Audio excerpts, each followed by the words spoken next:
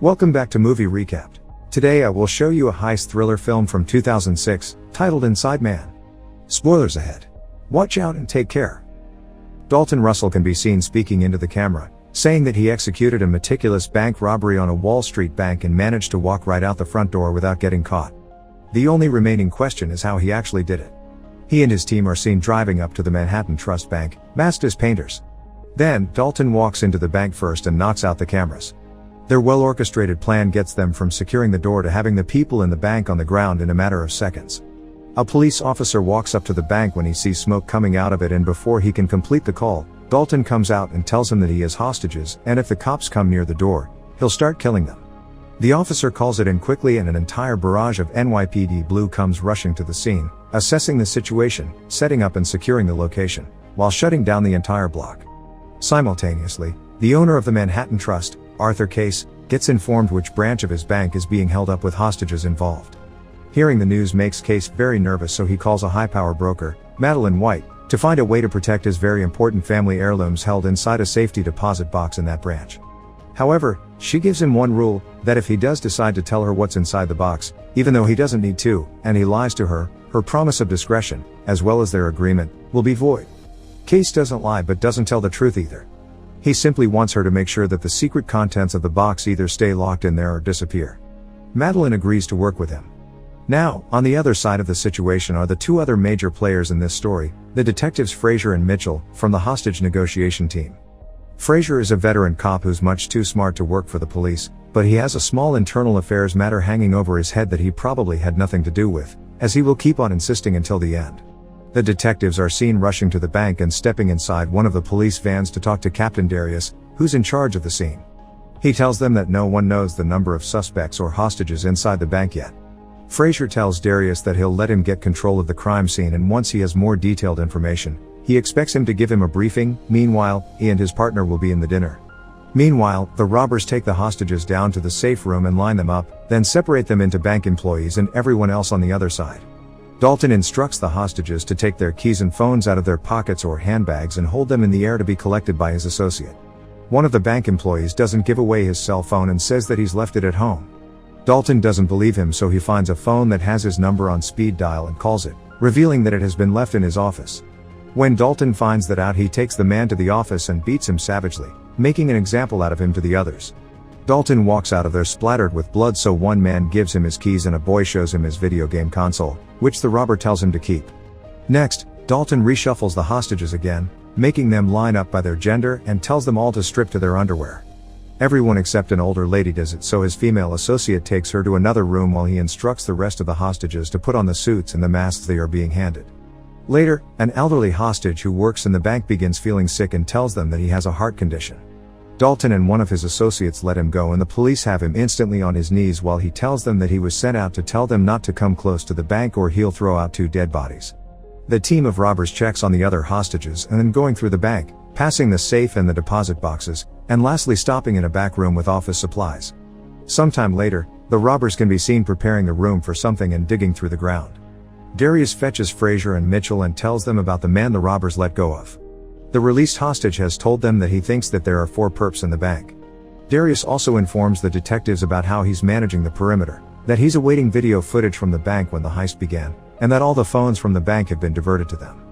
That's Darius's end of the game. Now Frazier has to decide how to move forward. The detective thinks that it's still not the right time to call the robber because he wants to see what he does next. During the wait, Mitchell finds the robber's van, which they will dust for prints even though it was probably stolen. When Frazier finally decides to call the bank, Dalton just lets the phone ring and doesn't pick it up. The police get the footage from the bank's security cameras and they see how the robbers managed to disengage all of them, speculating that they used infrared lights to do it. Suddenly, the police see movement in front of the bank. Simultaneously, Madeline goes to the mayor of New York and asks him for a very big favor. She tells him that she is monitoring the hostage situation in the bank for a client and asks him to get her inside with the police, to be extended every courtesy to execute her task. The mayor says that it's impossible, but Madeline insists and he agrees to grant her the favor. The robbers let another hostage go with a message for the police strapped on him. As one has come to expect from US cops, they see the man as a Sikh, but think he's an Arab terrorist and disrespect his religion by taking off his turban. They take him away quite roughly, and later he's seen in the diner being questioned about what he saw by Frazier and the others.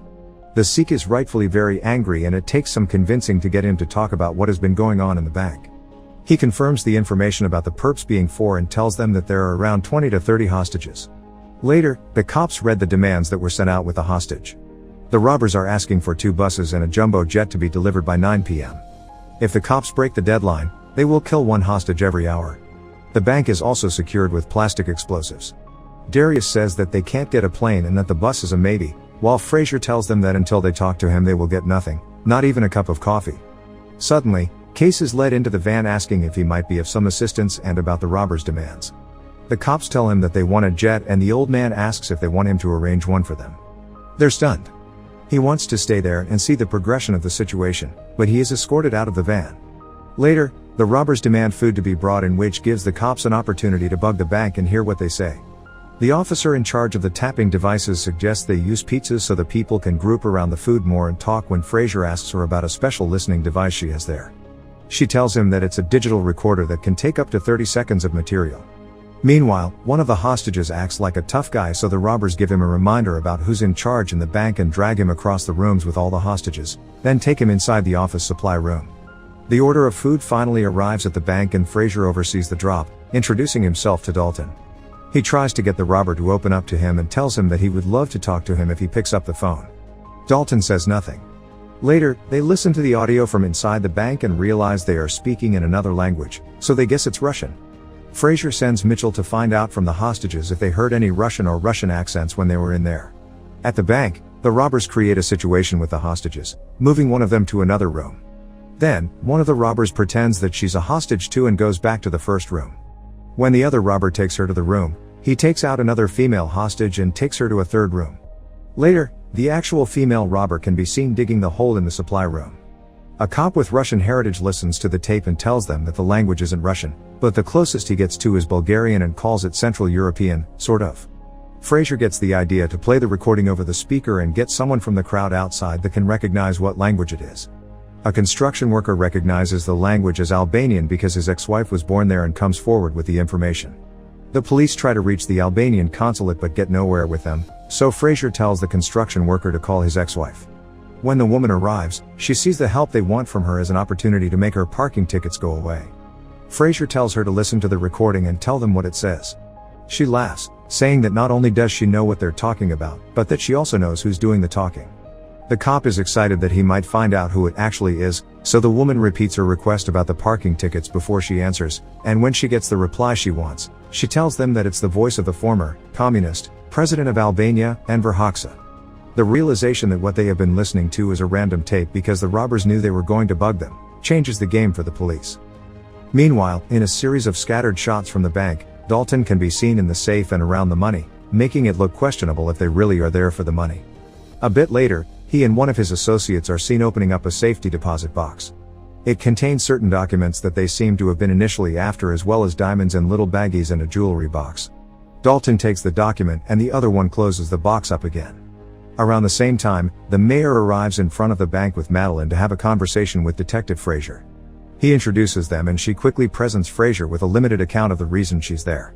The detective is reluctant to accept her supposed help, so Madeline and the mayor use some nice old-fashioned blackmailing to convince him. Sometime later, Dalton finally picks up the phone and talks to Fraser. The conversation goes pretty much nowhere, with Dalton just repeating their demands and threatening the detective to kill hostages if they aren't met in the timeframe he set up. The same happens in a later conversation, with Fraser sure that he's the one pressing the robber for more time, still unaware that the one who's stalling is Dalton by playing games with him. Fraser offers Dalton some more food and he asks for sandwiches. In the meantime, the robbers finish digging the hole in the supplies room, which will be a big part of how the robbery is completed.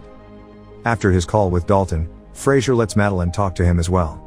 She says something to him that convinces Dalton that they should have a conversation face to face. Fraser takes her to the bank, worried that she might make a wrong move, but Madeline tells him that she got to where she is by collecting friends and not enemies. She's searched when she gets to the bank, then proceeds to talk to Dalton. Madeline gives him an offer of a short prison sentence and $2 million when he gets out in return for the contents of the safe deposit box. Dalton makes it clear that he knows who Madeline is working for and that he knows Case was a Nazi collaborator in World War II when he worked in Switzerland.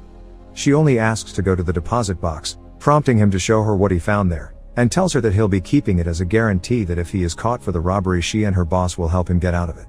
When Madeline gets out of the bank, she has an off-the-record conversation with Fraser telling him that she made him another offer that he's considering. Fraser asks her about what she thinks Dalton is like, and Madeline tells him that he's smart and that he's not a murderer.